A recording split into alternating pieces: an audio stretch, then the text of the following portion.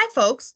Welcome back to part two of our presentation on You've Got Rights. I'm Jessica, and today we're going to be going over reasonable accommodations.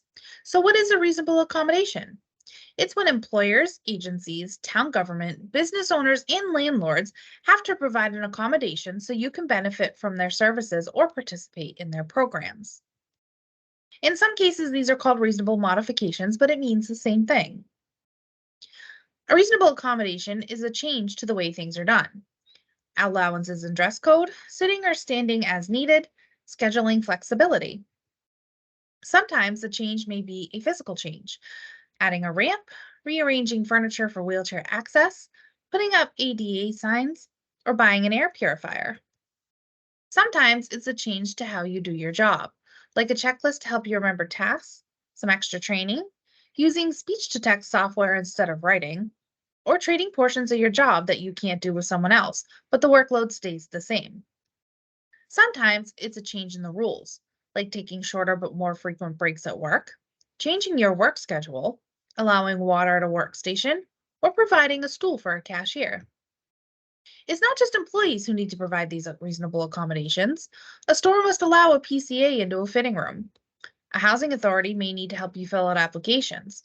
A housing complex may need to allow you to have a comfort animal, and a waiter may need to read a menu for you.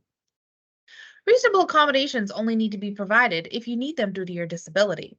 For example, a housing authority does not need to fill out an application for you if you can do it, but you just don't like filling them out. Reasonable accommodations must be reasonable and effective. For example, offering a menu in Braille won't help someone who doesn't read Braille. And being reasonable goes both ways. For example, if a security guard needs to enter various businesses, but uses a wheelchair and can't get into the buildings, it's not reasonable for the guard to ask for an assistant to go in while they sit outside. Reasonable accommodations do not have to be provided if they cause an undue hardship or undue burden. This means it would cost too much or be too difficult to provide. If a reasonable accommodation creates an undue hardship or undue burden, the employer or business still must try to find a way to provide access. For example, a business might not be able to provide a job coach, but they may be able to pair you with a seasoned worker who can mentor you until you learn the job. Another example, a restaurant may not be able to put in a ramp because there's not enough room, but they can provide curbside service for free.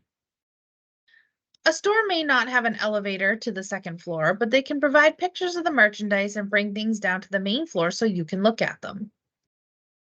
Come back for part three, where I talk about voting rights and how to self advocate. Thanks. See you again.